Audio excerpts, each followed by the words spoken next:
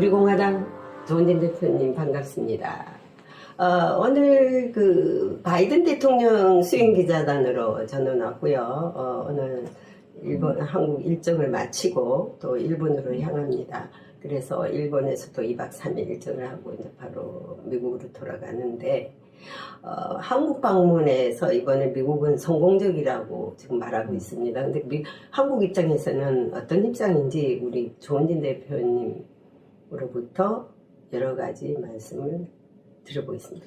우선 뭐 방송인 언론에 나오는 조 바이든 대통령의 이제 방안이 대한민국 국민들로부터 환영을 받는 첫 번째는 안보 문제.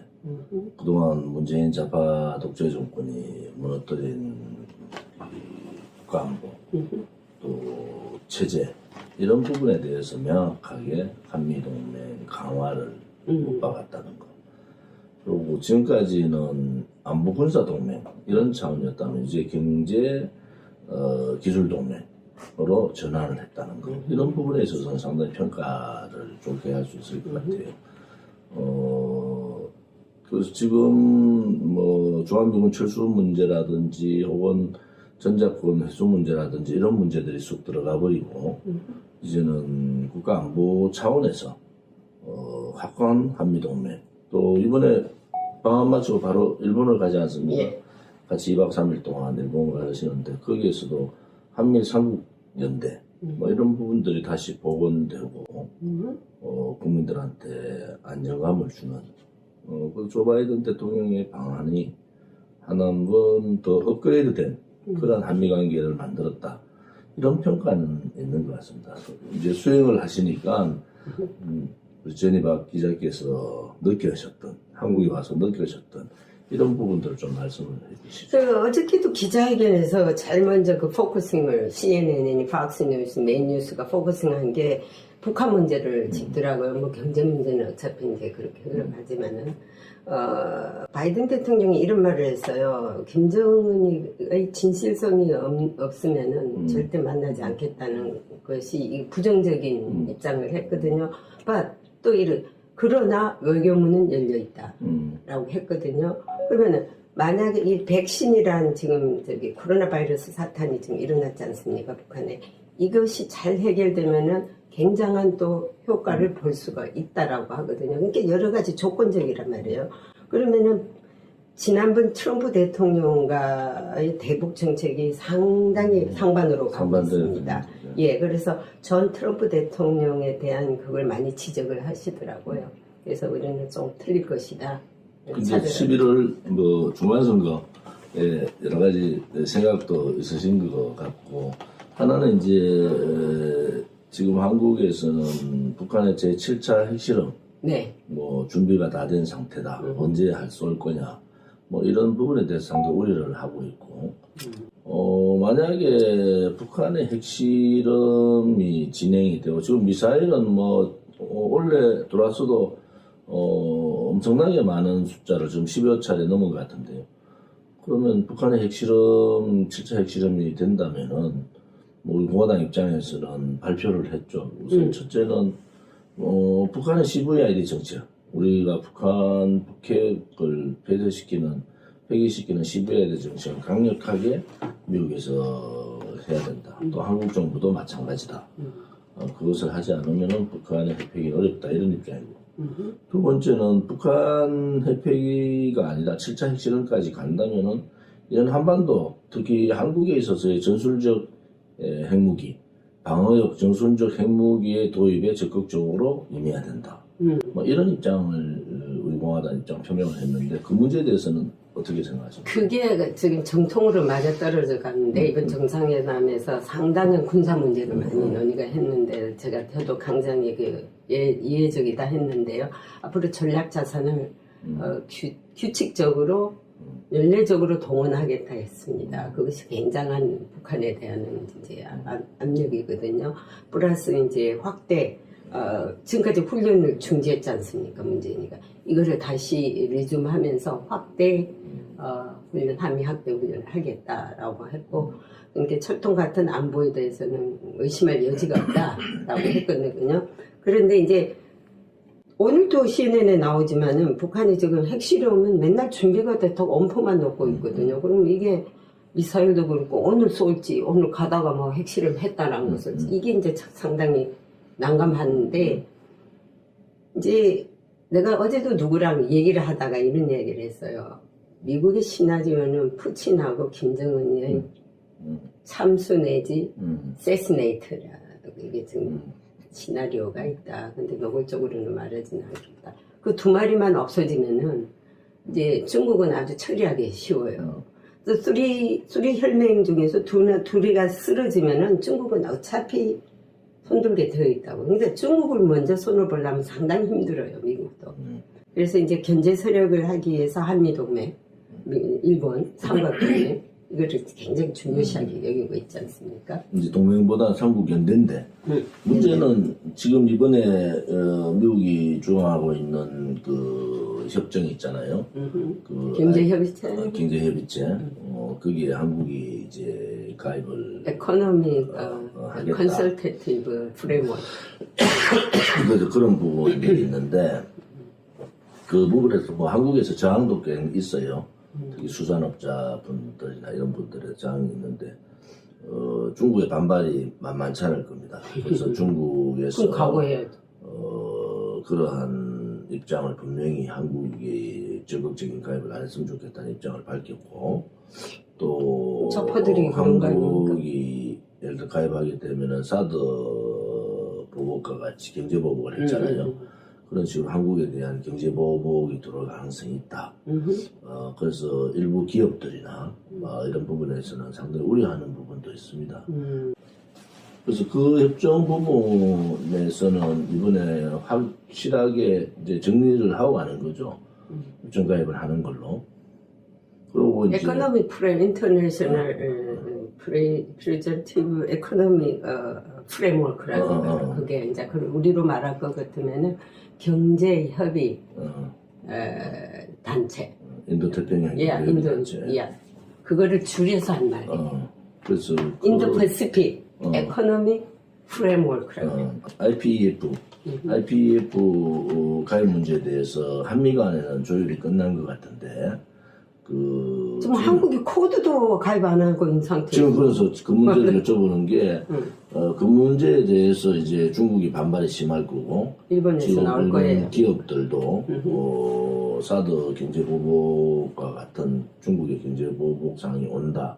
또 중국은 노골적으로 왕치산이가 있잖아요. 그때 와가지고 정확하게 그 왕이도 얘기하고 아무튼 그 부분에 대해서 가입을 좀 한국이 안 했으면 좋겠다는 그런 뉘앙스를 얘기를 했거든요.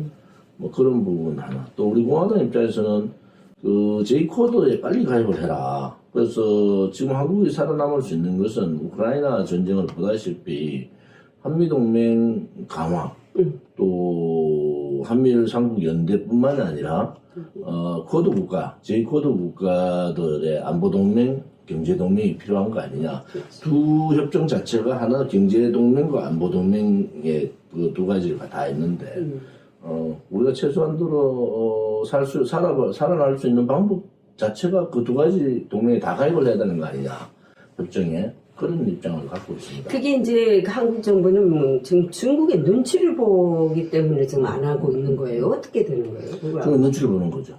사실은 이번에 경제협정 관계도 상당히 중국의 입장을 굉장히 견지를 하면서도 뭐 우리 국가의 안보 문제뿐만 아니라 경제적인 성장을 위해서 당연히 가입을 해야 되는 거니까 그 당위성 또 한국 입장에서 어정쩡한 입장을 얘기하고 있어요. 그것이 중국을 겨냥한 게 아니다. 이런 식으로 항상 정부에서는 얘기를 하고 있어요. 근데 뭐 중국 정부로서는 자기들의 외교 최고의 수장들이 지속적으로 그 가입에 대해서 반대 입장을 밝히고 있는데, 이제 한국은 확실한 가입 입장을 밝힌 거 아닙니까? 그런 부분하고 J-코드 문제하고 이 부분은 뭐 당연히 우리 공화당 입장에서 당연히 가입을 해야 되고 그것이 안보 경제 동맹으로서 굉장히 필수적이다.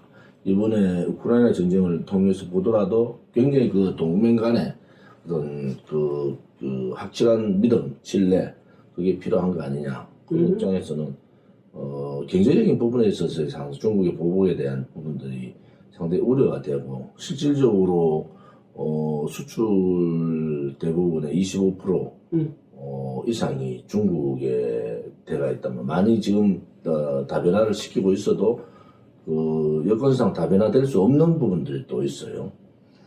또 히토리라든지 이런 부분들은 실질적으로 한국에 직격탄을 줄 수가 있단 말이에요. 그래서 그런 부분에서는 우리가 이제 그 무역 대상국의 다변화 또 경제 교류의 이 다원화를 통해 가지고 이게 나가야 되는데 또 한 번 중국이 사드 경제 보복 같은 경우를 예상을 해야 된다.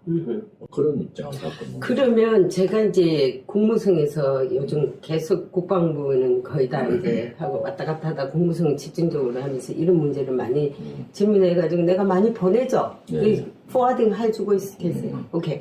그러면 이런 국무성에서는 이제 오피셜리는 이런 말을 해요. We understand. 이해한다 이게 한국 입장을.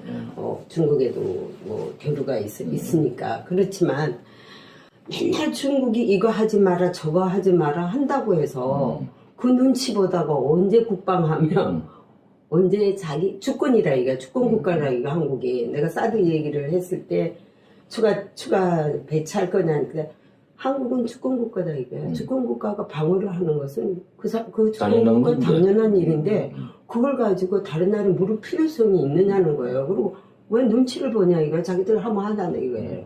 근데 우리 이제 보복이 들어와서 그렇다라는데 보복을 들어와도 중국 너희는 더 큰 지금 사드보다 더 센 거를 지금 했다더라고요. 지금은 방어하잖아. 그럼 우리는 방어를 하지 말라는 거예요. 북한이 그렇게 써야 되는데. 중국 입장에서 그건 옳지 않지 않느냐. 그래서 이번에 7차 핵실험 문제가 한국의 안보 부분에는 굉장히 위기가 온과 동시에 혹은 또 우리가 중국에 대해서 기회죠. 당연하게 그렇지. 7차 핵실험 당신들 못 막지 않냐. 그러면 핵실험을 7차까지 하고 전반적으로 그런 걸 못 막고 있는 상황에서는 그렇죠. 우리는 사드 방어 체제를 할 수밖에 없고 전술 핵무기를 들일 수밖에 없다. 이렇게 가는 수밖에 없어요. 이제 사드 재배치에 대해서 수도권 부분 배치에 대해서 뭐 지역적인 그 반대 입장도 있어요. 그런데 이제 최소한의 안보, 우리가 말하는 방어적인 안보 부분은 이번 7차 핵실험을 계기로 전반적인 한국 특히 한반도에 있어서의 힘의 균형 부분을 조정할 필요가 있다.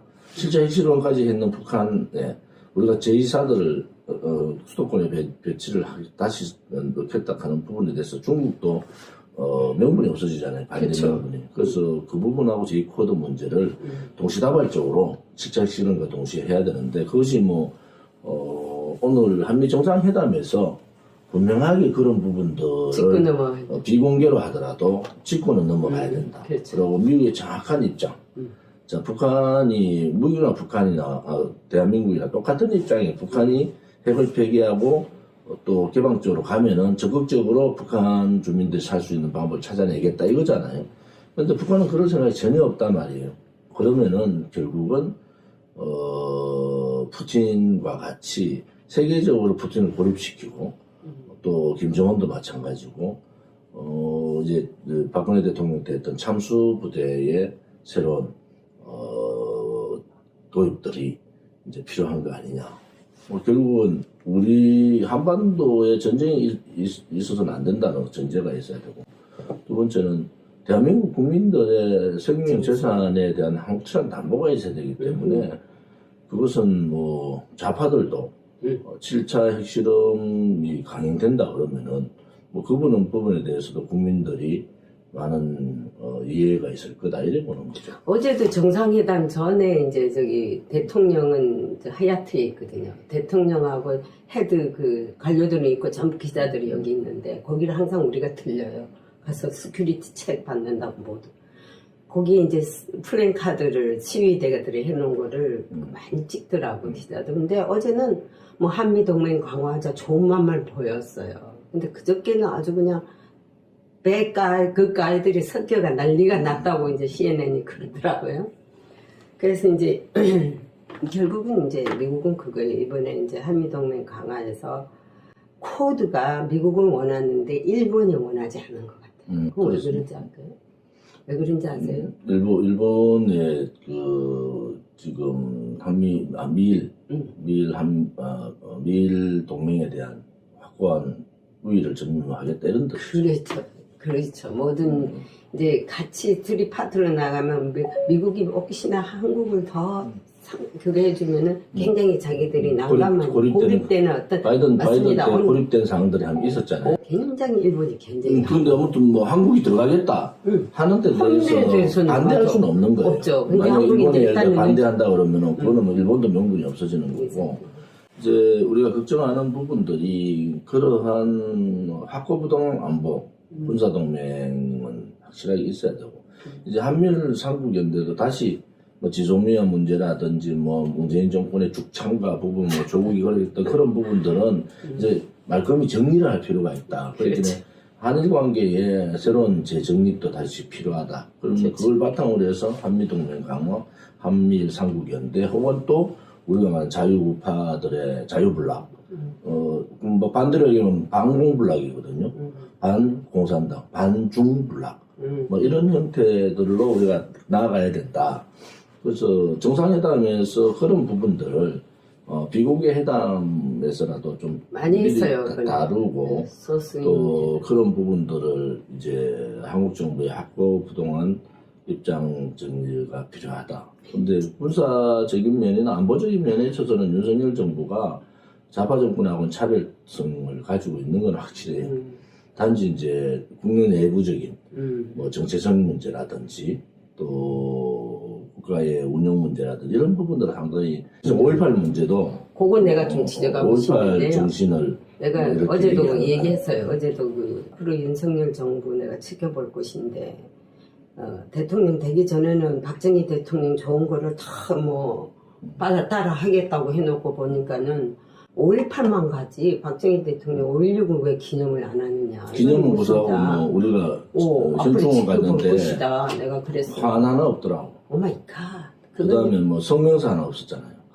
그래서 굉장히 내가 기분이 안 좋았다고 멀리 우리 해외 동포들 플러스 내가 그래서 그래도 역사적인 히스토리에서 성공적인 면들을 부상을 하면서 그거를 기념을 해줘야지. 아니 우파 정권이 들었으면서 그런 것까지 외면해버리면은 교포사회 교포들은 누굴 믿느냐 이거예요. 그러니까 원력을 외면하고 원력에 대해서 정확한 역사 인식을 가지지 못한다고 그러면 이승만 대통령의 건국에 대해서도 잘 얘기를 안 한단 말이에요. 물론 8월 15일날 지켜보겠지만은 그거는 우파 정권으로서의 정체성의 문제가 있다 이래보는 거죠. 그렇죠. 우리가 5.16 혁명 61주년 때 현충원 또 박정희 대통령, 이승만 대통령 묘소를 참배하고 그렇죠. 또 5.16 혁명 61주년 5.16 정신이 이 시대에 우리가 가야 될 과제 뭐 이런 부분에 대해서 세미나도 했단 말이에요. 그렇죠. 어느 단체, 어느 정당도 그렇게 하지 않는다는 것은 그것은 사진만 걸어놨지 박정희 대통령의 여러 가지 역사적인 사실 또 성공된 혁명 이런 부분에 대해서 전혀 관심이 없다. 그건 결국은 국민들의 호남 눈치를 너무 많이 보고 있다. 그다음에 5.18 관련해서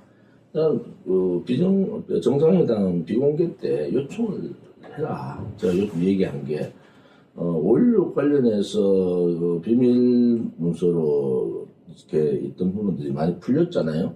그런데 미국이 풀지 않는 내용이 있지 않냐. 그 비공개된 아직도 비공개된 5.18 관련된 그 당시에 정보들을 이제는 좀 교류를 할 필요가 있고 한국 정부가 많은 부분에 대해서 미국이 갖고 있는 것을 좀 공개를 해달라. 또 하나는 탄핵 정국 때 박근혜 대통령 탄핵 정국 때 그 미태평양 함대 지난번 미 대사였던 해리슨 대사가 총사령관으로 있을 때 그때 북한의 여러 가지 징후들을 너무 잘 알고 있잖아요. 북한이 어떤 지금 굉장히 우파예요. 입장을 했든지 그런 부분에 대해서도 자유요청을 할 필요가 있다. 왜냐하면 윤석열 대통령이 뭐 당선인 때 찾아뵙고 뭐 명예회복 부분에 얘기를 했으면은 그 실체가 있어야 돼요. 그 실체. 명예회복을 하려니까 이것이 그냥 한국에 있는 뭐 시민단체 좌파들에 의한 것이 아니고 또 다른 제3의 세력들의 영향이 있었다. 뭐 이런 부분들의 자료 요청을 할 필요가 있지 않습니까? 그렇죠. 그래야지 역사라는 게 정리가 되잖아요. 그래서 그런 부분들은 뭐 공개적으로 하기 힘들면은 비공개라도 그런 부분들을 요청을 해서 한국 정부가 윤석열 정부가 명확하게 입장 정리를 좀 할 필요가 있다. 그냥 뭐 본인이 생각하는 대로 5.18 정신을 헌법 전문에 넣겠다. 그럼 근거를 내야 될 거 아니에요. 그렇죠. 그러면 미국이 갖고 있는 그 모든 그 미국이 정보를 공개했는 부분에 대해서는 이것은 실질적으로 인정할 건 인정하고 민주 저항 세력이 아니었다라는 부분이 많이 나오잖아요. 그렇죠. 그럼 그런 부분에 대해서 정리를 해야지 헌법 문제 얘기도 나올 수 있지 않느냐. 그래서 그런 사항들을 이번에 정상회담 때 비공개해서라도 요청을 하는 게 좋겠다. 이런 입장을 얘기했죠. 외교 채널을 통해서도 해야죠. 그거는. 왜냐면은 항상 5.18이니 좌파가 저지른 것만 가서 표류 의식하고 다독거리고 그러다 보면은 진짜 우파가 희생된 데에 대해서는 챙기지를 못하고 있는 거예요. 맞아요. 그래서 제가 볼 때는 이제 한국이 외교부 장관, 박진 외교부 장관, 권영세 통일부 장관, 또 김성한 어때요, 그분들? 잘할 것 같아요? 지금으로 봐서는 제가 우려하는 부분들은 다 온건파라는 거예요. 세 사람이 다. 그래서 이게 지금 좌파 정권의 안보나 그다음에 이 국방 부분 또 정보 부분 이런 부분들 다시 보호를 시켜야 되는데 이 사람들 성향은 다 종기 좋다 이런 입장을 갖고 있는 온건이란 게 좋긴 좋은데 투쟁력이 없어요. 그러니까 아니 그죠? 바꿔놓고 그것을 대화를 통해서 하는 건 좋은데 바꾸지 않고 그냥 대화만 하면 된다 이런 입장이 갈 가능성이 대단히 높다. 그럼 미국이 견지하고 있는 북한에 대한 인식하고도 또 다르다. 그렇죠. 그래서 그런 부분들이 윤석열 내각에 제가 우려 섞인 눈으로 보는 것이 지금은 물론 뭐 대화가 필요하고 한 건 한데 저기는 뭐 미사일을 이틀에 한 번씩 쏘아올리고 있고 또 질문하면은 오늘은 몇 번째인데 묻는다고 오히려 나한테 하도 많아가지고 모르겠대.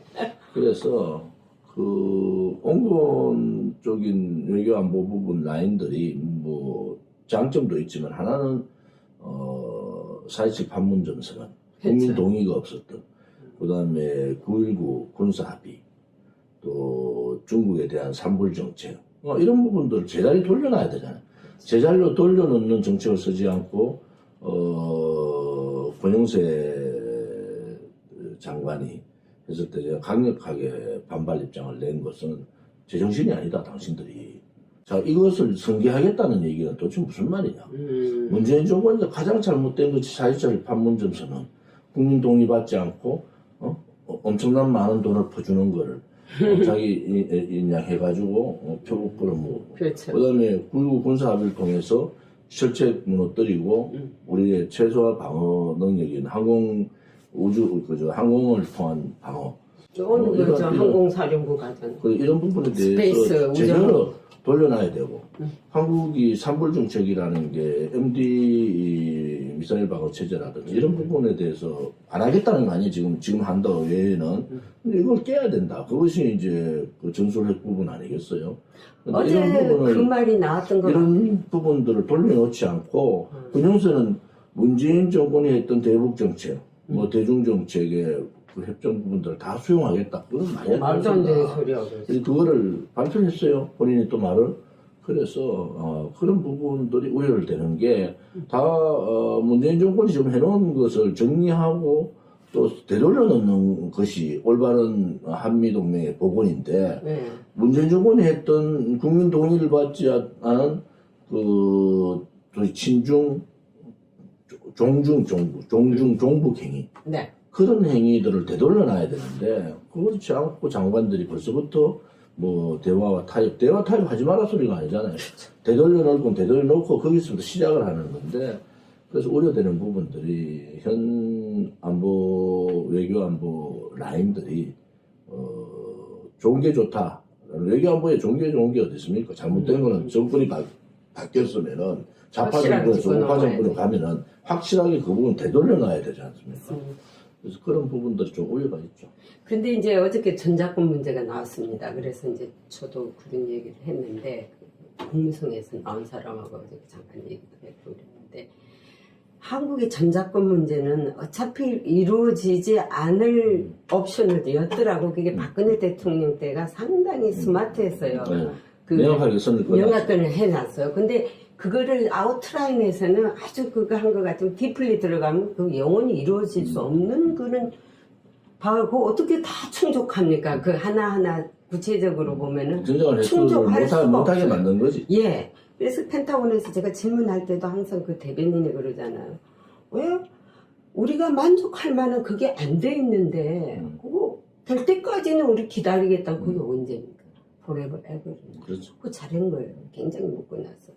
자, 그러면 바이든 대통령이 네가 진실하게 나오면은 내가 토킹하겠다 한 것도, 네가 진실하게 완전히 컴플리트리 그거 안 하면 나 영원히 얘기 안 하겠다는 거거든요. 이쪽 면에서 보면. 그 부분에 있어서는 조 바이든 대통령이 방향을 잘 잡고. 예, 그게 굉장히 만족하는데, 또 이게 이제 여기도 미국도 약간 잡아 섞인 있잖아요, 메디아. 그건 또 바르게 뒤로 보면은, 그러면은 김정은이 어떤 제스처를 취하면은 외교적으로 덜렁 받겠네. 또 이렇게 이제 분석, 어느 각도에서 보느냐인데, 우리 각도에서는 이제 그렇게 얘기를 하죠. 이제 대강 이제 그 마무리를 하면은 제가 좀 여쭤보고 싶은 것은 11월 미국 중간선거, 네. 중간선거의 전망이 어떤가. 이번에 뭐 트럼프는 자기가 다시 돌아갈 수 있다 이렇게 얘기를 하는데, 그거는 미국의 분위기가 어떻습니까? 중간선거 지금 내한테 이메일로 계속 트럼프 다음 주에 또 뉴욕에 가서 연설한다고 오라고 wait for you 하고 뭐 이메일이 오거든요. 그쪽에서 지금 그 특당 공화당 후보하고 조 바이든 아주 후보가 굉장히 어떤 지금 뭐 굉장히 호각지세인 거는 맞죠. 네, 맞습니다. 그래서 이번에 우크라이나 전쟁을 통해서 네. 조 바이든 대통령이 좀 점수를 많이 얻은 거는 맞습니까? 그거는 맞습니다. 왜 아프가니스탄 사태로 인해서 미국 국민들의 여론이 왜 우리가 남의 나라에서 피를 흘리느냐거든요. 그래서 북한에 아마 한국을 친다 해도 가지 마라 할 수 있는 그런 사태까지 왔어요. 분위기가. 자, 그러면 우크라이나하고는 아무 동맹 관계도 없다 이거지. 그러니까 전쟁은 하지 마라. 우리가 피는 안, 그러나 인도적인 지원을 해준다. 그래서 자꾸 그 똑같은 말을 반복해 하더라고. I'm not going to fight with Russia. 직접 개입을 하지 않대. 맨날 그거를 강조하니까 푸틴이 그래서 더 친다는 거야. 푸틴이 봐라. 미국이 개입 안 한다는데요. 그냥 마음대로 쓰시고 다녀도 괜찮다는 거예요. 근데 이제 무기를 대주는 것은 옳지만은 실질적으로 무기를 대준다 해도 아직까지 관계 하나도 없습니다. 실질적인 무기가 관계 없다고요. 안 줘요. 왜냐? 아니 혹시나 이제 얘가 젤렌스키 손이라도 들어버리면 그 무기 다 소련으로 가버려요. 전략적 산뭐 콩을. 그러니까 그거는 안 하고 한 일선에서 이렇게 줄 수 있는 거 그런 걸 하는데, 일단 국민들이 그래서 신뢰를 받아서 자기 아들 딸을 지금 전쟁터에 안 보낸다고 확실해. 그 다음에 그러면은 한국은 뭐냐? 내가 맨날 펜타곤에서 질문이 야 한국은 동맹 이상 없냐 하고 대변이라고 맨날 싸움하는 게 한국은 동맹이지 않느냐. 우리는 한국만은 절대 놓치지 않겠다고 철통 같다 아이언클라인이 그러잖아요. 그렇기 때문에 그거에서는 우리가 안심을 하는데, but you never know. 그것도 모르는 게 트럼프 때 벌써 주한미군 철수하려고 한 게 다 드러났잖아요. 어떻게든 미국 국민들이 하라면 하는 거예요, 미국은. 그래서 우리도 준비는 해놔야 돼.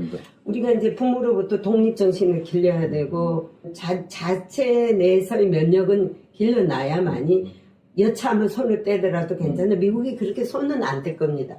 예, 한국이 지정학적으로도 한국이 엄청 중요하다는 한국에 있어서의 그 군사 동맹이나 주한미군이 오로지 한국만을 위한 건 아니니까. 그렇죠. 미국의 이익도 굉장히 함축되어 있는 부분이기 때문에 그 부분은 이제 어느 정도 우리가 믿고 주한미군 철수 라든지 이런 부분들은 당장히 하지 않는다는 걸 믿지만 우리는 뭐 미국의 상하원도 국민들이 반대하면 방법이 없는 거 아니겠어요? 그래서 그런 부분에 대한 거는 확실히 해줘야지. 우리 제니 기자 말씀대로 대비를 해야 된다. 내비는 해놔야 돼. 이제 한국 일정 오늘 마무리하시고 예. 미리 몇 번 연락했는데 너무 바쁘셔서 글쎄 말이에요. 내가 단위도 가서 좀 사람들도 좀 우리 세미나도 한번 그러니까 딱 바쁘셔서 일정을 컨퍼런스를 못 한번 잡았는데 하고 이렇게. 근데 오늘 이제 일본으로 가는 거죠? 예. 일본도 2박 3일 예. 그렇게 일정 해서. 잘 마치시고 예. 또 항상 우리 공화당에 대한 그 지지의 그런 박근혜 대통령님을 또 이번에 박근혜. 인터뷰를 한번 하려고 그랬는데 그게 잘안 됐죠. 위도한테 다음 기회에 네. 한번 만들어서 미국의 뭐 네. 유명 매체들하고 예, 기회가 되면 한번 인터뷰를 그래서 주선을 해서 그렇죠. 하시죠. 우리는 이제 조금 대통령 건강이 최우선이니까 뭐 이런저런 얘기들이 많지만은 건강을 대체할 수 있도록 네. 좀 지금 교류는 하고 있습니다. 예. 그래서 아무튼 그런 부분들이 굉장히 필요하다. 근데 이분은 뭐 똑똑하신 분이에요. 정치인들하고 어떤 사람들하고도 만남, 전화 이런 걸 아직 안 하시니까 본인의 건강이 회복되는 그 시점을 보고 있는 거죠. 그 시점에서는 제가 한번 할 겁니다. 감사합니다. 오늘 인터뷰는 이 정도로 예. 정리를 하고 또 한 번씩 하자고요. 미국 가시면은 그래서 앞으로 한국 문제 엄청 피크가 될 그러니까 거예요. 예. 미국의 백악관의 움직임이 예. 우리 한국 정세에 굉장히 예민하다. 그렇죠. 그래서 그것을 가장 먼저 일선에서 일을 하고 계시는 제니 박 기자의 그 뉴스가 우리 공화당에 가장 먼저 네. 전달되고 그렇게 하도록 만들려고 그래요. 우리 공화당이 릴라이브 소스가 나온다 하기를 우리가 이제 만들어야 돼요. 알겠습니다. 좀 그래다 하고 또 우리도 조은진 대표님 성공하시고 앞으로 큰 인물이 되실 거예요. 시험에 You have to wait. 파이팅.